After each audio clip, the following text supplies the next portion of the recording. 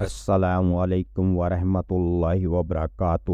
میں ہوں آپ کا فیسیلیٹیٹر، ہمیشہ کی طرح ایک نئی ویڈیو کے ساتھ حاضر ہوں۔ امید کرتا ہوں کہ آپ سب خیریت سے ہوں گے اور جہاں بھی ہوں گے محفوظ ہوں گے۔ آج میں بات کروں گا پیٹ کا پھولنا۔ نظام ہاضمہ میں گیس بننے کی دو وجوہات ہیں۔ سب سے پہلے جب ہم تھوک کھاتے پیتے یا نگلتے ہیں تو ہم تھوڑی مقدار میں ہوا بھی نکل لیتے ہیں۔ یہ نگلی ہوئی ہوا انتگہ میں جمع ہو جاتی ہے۔ دوسری بات یہ کہ جب ہم کھانا ہضم کرتے ہیں تو بیکٹیریا گیس پیدا کرتے ہیں، خاص طور پر ہائیڈروجن، میتھین اور کاربن ڈائی آکسائڈ۔ جب نظام ہضم میں کھانا گل جاتا ہے تو یہ سلفر بھی پیدا کر سکتا ہے، جو خارج ہونے پر بدبو پیدا کر سکتا ہے۔ جیسے جیسے گیس بنتی ہے، جسم کو منہ کے ذریعے ڈکارنے یا مقعد کے راستے سے ہوا خارج کرنے کی ضرورت پڑ سکتی ہے۔ پیٹ کا پھولنا اکثر اس وقت ہوتا ہے جب ایک شخص اوسطاً روزانہ 14 سے 8 مرتبہ مقعد سے گیس خارج نہیں کرتا ہے۔ اسباب: بد ہضمی اور معدے کی کمزوری کی وجہ سے پیٹ میں ہوا بھر جاتی ہے۔ ایسا عموماً ان لوگوں کو ہوتا ہے جو کہ کھا پی کر بیٹھے رہتے ہیں، چلتے پھرتے نہیں اور ورزش کے بھی عادی نہیں ہوتے ہیں۔ ہاضمے کی کمزوری کی وجہ سے خوراک کے بعض اجزاء مثلاً کاربوہائیڈریٹ، چکنائی یا گوشت وغیرہ ہضم نہیں ہوتے، جس کی وجہ سے غذا معدے میں دیر تک پڑی سڑتی رہتی ہے، جس سے ہوا بننے لگتی ہے، اگرچہ بار بار خارج ہوتی ہے۔ کچھ غذائیں زیادہ گیس کیوں پیدا کرتی ہیں؟ بعض غذاؤں میں ٹرانسٹڈ ماخذ، شکر، نشاستہ اور ریشے ہوتے ہیں جنہیں جسم مکمل طور پر ہضم نہیں کر سکتا۔ جب یہ چیزیں بڑی انت میں جاتی ہیں تو بیکٹیریا ان کو توڑنا شروع کر دیتے ہیں، جس سے گیس پیدا ہوتی ہے۔ جو کھانے پیٹ پھولنے کی وجہ بن سکتے ہیں ان میں شامل ہیں سبزیاں جیسے گوبھی، پیاز اور اناج جیسے گندم یا رائی اور دالیں، بشمول پھلیاں اور دال اور دودھ، بیکڈ مصنوعات میں خمیر جیسے روٹی۔ جہاں کچھ وجوہات ہیں جن کی وجہ سے کچھ کھانے زیادہ گیس کا باعث بنتے ہیں، لیکن کچھ اور بھی ہیں۔ پھلیاں میں موجود پیچیدہ کاربوہائیڈریٹس کو ہضم کرنا مشکل ہوتا ہے۔ جب پیچیدہ کاربوہائیڈریٹ کے نچلی انت تک پہنچتے ہیں تو بیکٹیریا ان پر کھانا کھاتے ہیں اور گیس پیدا کرتے ہیں۔ جب لوگ لیکٹوز پر مشتمل کھانا کھاتے ہیں جیسے دودھ اور اسے توڑنے کے لیے انزائمز کی کمی ہوتی ہے تو بیکٹیریا لیکٹوز پر کھانا کھاتے ہیں۔ لیکٹوز عدم رواداری والے لوگوں میں یہ بڑی مقدار میں گیس پیدا کرتا ہے۔ پروٹین گلوٹین میں عدم برداشت کا مطلب یہ ہے کہ سیلیلک بیماری میں مبتلا افراد جب جو گندم اور رائی کھاتے ہیں تو ان کا پیٹ پھول جاتا ہے۔ کینڈی، چنگم اور چینی سے پاک میٹھے کھانوں میں عام ہے۔ کچھ لوگوں کو اسہال، گیس یا دونوں پیدا ہوتے ہیں جب ان چیزوں کا استعمال کرتے ہیں۔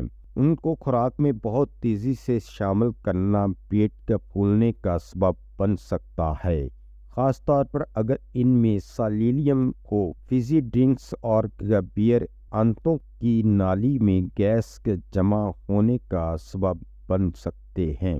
علامات: اگرچہ پیٹ پھولنا عام طور پر بے اثر ہوتا ہے، لیکن ضرورت سے زیادہ یا خاص طور پر بدبودار گیس بعض اوقات بنیادی ہاضمے کے مسائل کی علامت ہو سکتی ہے۔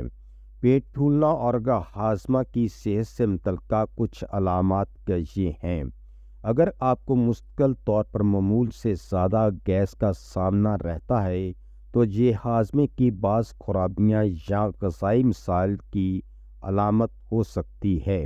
اگرچہ کچھ حد تک بدبو معلوم کی بات ہے، غیر معمولی طور پر بدبودار گیس کا خوراک کے انتخاب آنتوں میں بیکٹیریا کی افزائش یا دیگر ہاضمے کے مسائل کا اشارہ ہو سکتی ہے۔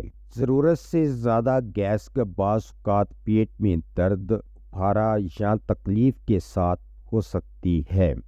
یہ چڑچڑاپن آنتوں کے سنڈرومز یا سوزش والی آنتوں کی بیماری جیسی شرائط کی علامت ہو سکتی ہے۔ آنتوں کی عادات میں تبدیلی کے ساتھ پیٹ پھولنا جیسے اسہال یا قبض ایک بنیادی ہاضمہ مسئلے کی نشاندہی کر سکتا ہے۔ لیکٹوز کی عدمی رواداری اور سیلیسیلک بیماری جیسے حالات پیٹ پھولنے کا باعث بن سکتے ہیں۔ اگر آپ کھاتے یا پیتے ہوئے ہوا نگلتے ہیں تو یہ ضرورت سے زیادہ گیس کا باعث بن سکتی ہے۔ یہ تیزی سے کھانے یا تنکے کے ذریعے پینے یا چنگم کے ساتھ ہو سکتا ہے۔ کچھ غذائیں ہاضمے کے دوران زیادہ گیس پیدا کرنے کے لیے مشہور ہیں۔ عام مجرموں میں پھلیاں، دال، مسلوق سبزیاں، بعض کا پھل، کاربونیٹڈ مشروبات اور مصنوعی مٹھاس شامل ہیں۔ چھوٹی آنت میں بیکٹیریا کی ذاتی گیس کی پیداوار میں اضافے کا باعث بن سکتی ہے۔ علاج: ضرورت سے زیادہ پیٹ پھولنے کا علاج بنیادی وجہ پر منحصر ہے۔ اگر پیٹ پھولنا غذائی عادت یا طرز زندگی کے عوامل کا نتیجہ ہے تو سادہ تبدیلیاں کارآمد ہو سکتی ہیں۔ تاہم اگر یہ کسی بنیادی طبی حالت سے وابستہ ہے تو اس حالت کو حل کرنا کلیدی حیثیت رکھتا ہے۔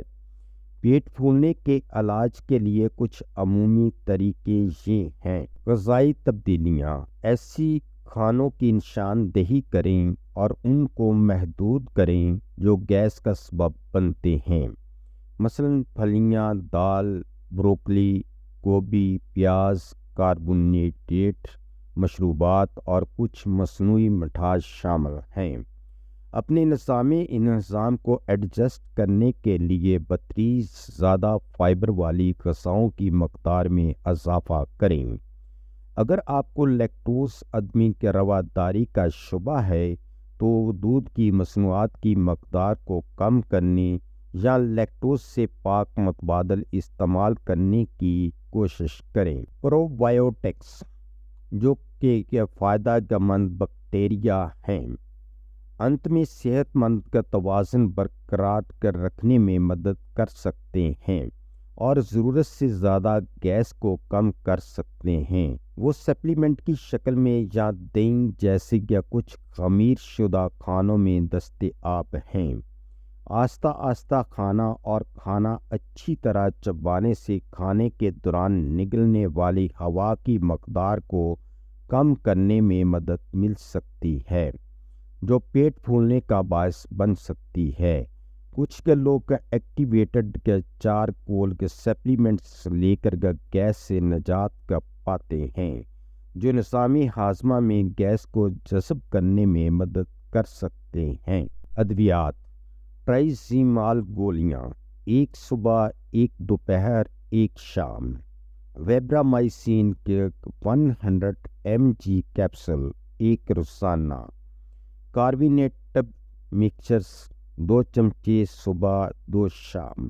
یہ نوٹ کرنا اہم ہے کہ خود تشخیص اور علاج ہمیشہ مؤثر نہیں ہو سکتا ہے اور مناسب تشخیص کے لیے اپنے ڈاکٹر سے مشورہ کرنے کا مشورہ دیا جاتا ہے۔ وہ ضرورت سے زیادہ پیٹ پھولنے کی وجہ کا تعین کرنے میں مدد کر سکتے ہیں اور آپ کی طبی تاریخ اور علامات کی بنیاد پر ذاتی سفارشات فراہم کر سکتے ہیں۔ اس ویڈیو کا مقصد صرف آپ کی صحت سے متعلقہ معلومات فراہم کرنا ہے۔ ہم نے یہ معلومات یقینی بنانے کی پوری کوشش کی ہے کہ معلومات درست، تازہ ترین اور سمجھنے میں آسان ہو۔ یاد رکھیں ادویات کو استعمال کرنے سے پہلے اپنے مالج سے ضرور مشورہ کر لیں۔ اگر آپ کو ہماری یہ ویڈیو اچھی لگی ہے تو سبسکرائب، لائک اور شیئر ضرور کریں۔ شکریہ۔